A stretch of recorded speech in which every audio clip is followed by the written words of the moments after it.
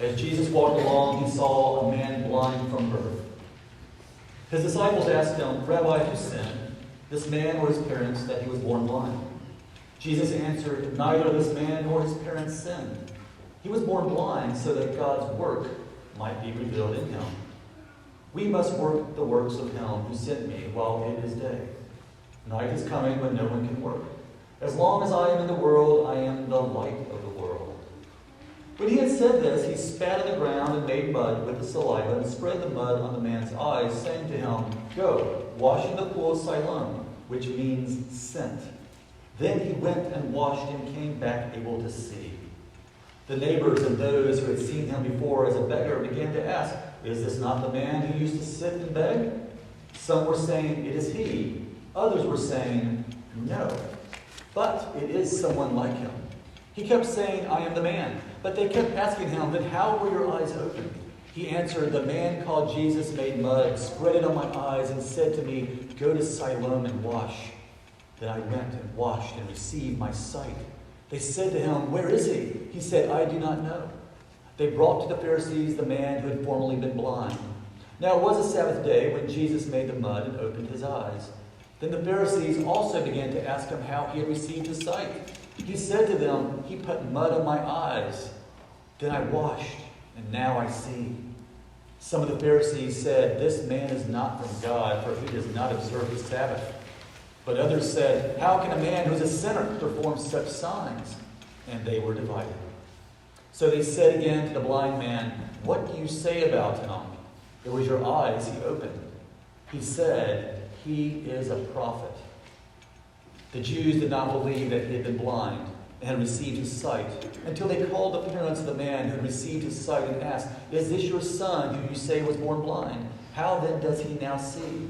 His parents answered, "We know that this is our son and that he was born blind, but we do not know how it is that now he sees, nor do we know who opened his eyes. Ask him, he is of age. He will speak for himself."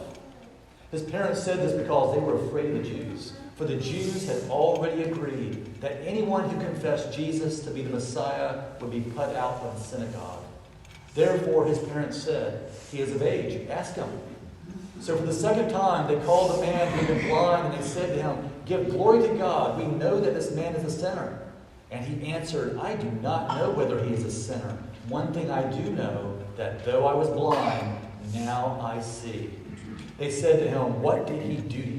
How did he open your eyes?" And he answered them, "I have already told you, and you would not listen. Why do you want to hear it again? Do you also want to become his disciples?" Then they reviled him, saying, "You are his disciple, but we are disciples of Moses. We know that God has spoken to Moses, but as for this man, we do not know where he comes from."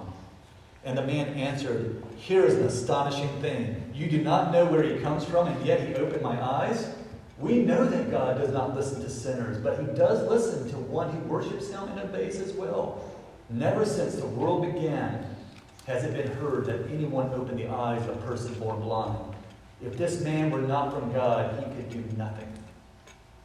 They answered him, "You were born entirely in sins, and are you trying to teach us?" And they drove him out. Jesus heard that they had driven him out, and when he found him, he said, "Do you believe in the Son of Man?" He answered, "And who is he, sir? Tell me so that I may believe in him." And Jesus said to him, "You have seen him, and the one speaking with you is he." He said, "Lord, I believe." And he worshipped him. Jesus said, "I came into this world for judgment, so that those who do not see may see, and those who do see may become blind." Some of the Pharisees near him heard this and said to him, "Surely we are not blind, are we?" And Jesus said to them, "If you were blind, you would not have sinned. But now that you say we see, your sin remains."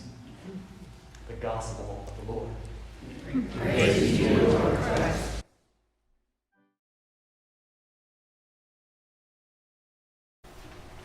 I once was blind, and now I see.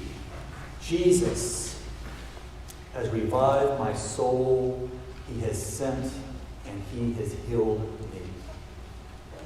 How does Jesus heal? Does he touch your lives? Has he touched your life? There's a lot of blindness in the world, so we've got to ask the question. To do so, to help you along the way in understanding your own blindness and what that means, I'm going to share with you a story about a remarkable young man who was blind at birth. In 1953, it was a family who had this delightful little boy born into the world with, unfortunately, he was blind. It was in Istanbul, Turkey. His name is Ezra Armagan. Have you heard of him and his story? Let me share a little bit about him. Born in 1953 in Istanbul, they said that one of his eyes was the size of a lentil, and the other eye was completely gone, disappeared. So now you can imagine what it's like for a little boy to be growing in the world and not being able to see. Well, it didn't take away his curiosity. Little Ezra touched everything. As he begins to crawl, he's touching a chair, he's touching a leg, he's touching the wall, he's picking up and doing all kinds of things. Can you imagine as a mother, as your child, your little boy is getting older, and you're in the store and you tell someone like him not to touch anything? It was his way of understanding the world. At the age of 5, little Ezra picks up a pencil, and he's touching it, and he's feeling it, and with that very same pencil, he reaches and he feels a piece of paper, and you know what he did? He drew the pencil. Perfect pencil. He didn't stop there. He then began to touch other things like fruit. He painted he did a picture of an apple. He did a butterfly by touching it on the ground, or another type of bug, and he was drawing everything he could.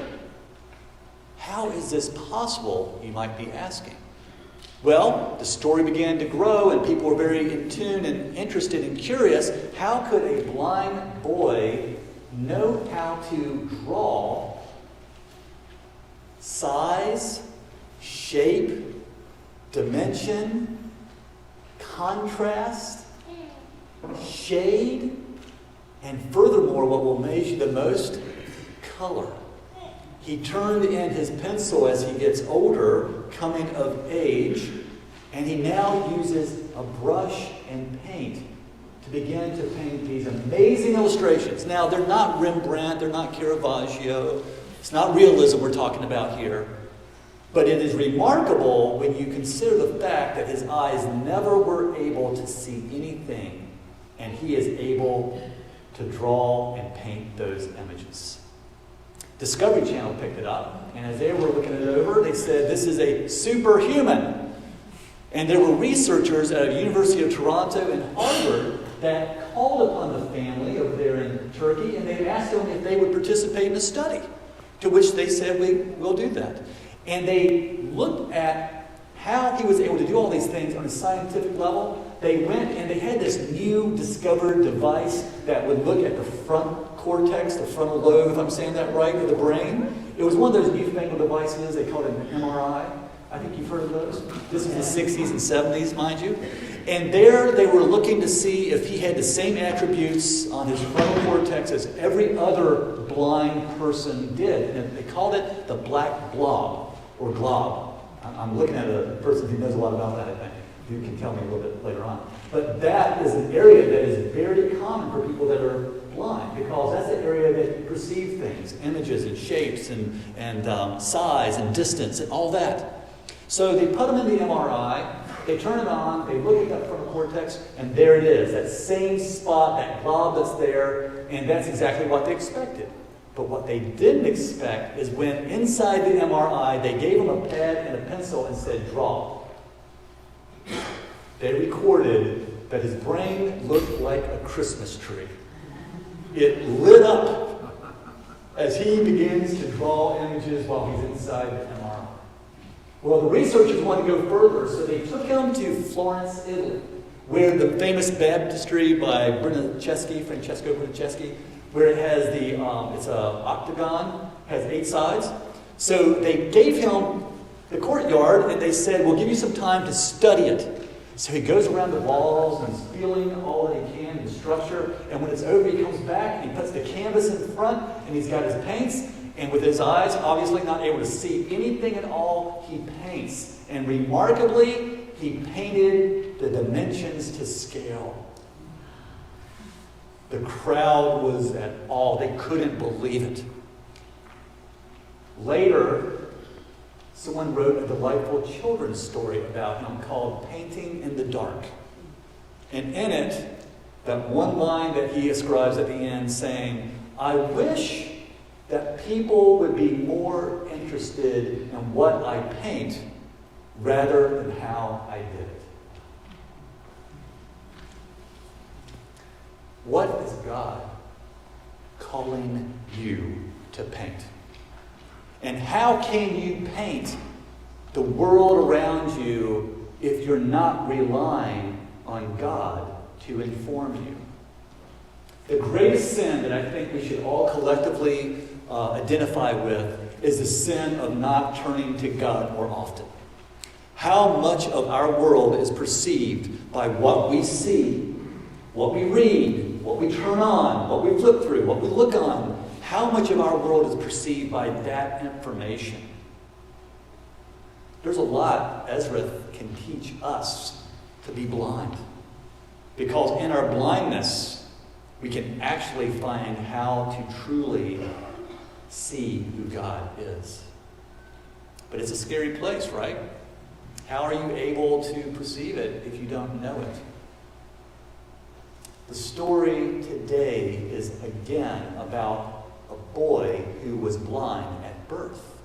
In the gospel, which is, I think, the longest gospel in the lectionary. I told the children before, I said, make sure you got stout in your legs and 42 verses, but it was worthwhile. My seminary professor, English theologian Reginald Fuller, said the miracle of Jesus healing the blind man was one of the most profound miracles in the entire Bible. It was actually at a place closest to his last miracle, which was the raising of Lazarus. But there's so many things in this gospel that I want to share, but the most important thing that comes out of this is about the question that the Pharisees asked of this person, this blind man.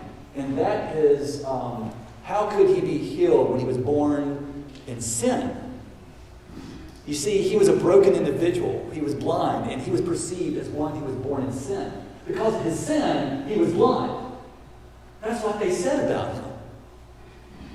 And if you didn't catch it in my tone as I was reading the rest of the passage, look at how Jesus just turned that right around on him. If you are without sin, are you blind? He had a way of working with the people that needed to be healed and with the people that needed to be corrected. I'm being kind with that word. So, what prevents us when we are blind, let's say sin, what prevents us from being healed? There's two things. And it's the same thing that the Pharisees had in their blindness of their sin. One is they rejected the healer. They rejected being healed. And then the second one, the reason why they couldn't be healed in their blindness and their sinfulness is because they demanded to be healed. How many of you go to a doctor because you got symptoms? And when you go to that doctor, do you want to leave the doctor's office and say, wow, I just know less now than I knew when I went in there?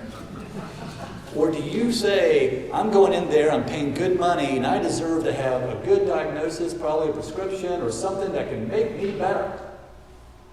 Maybe you have a little demand there that you can't live no longer in the way that you're living, and you want to be healed, but you kind of demand that.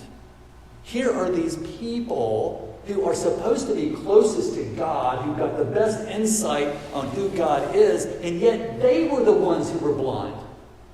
And they said, this man cannot be of God. Reject him. Reject him because he is not who he says he is.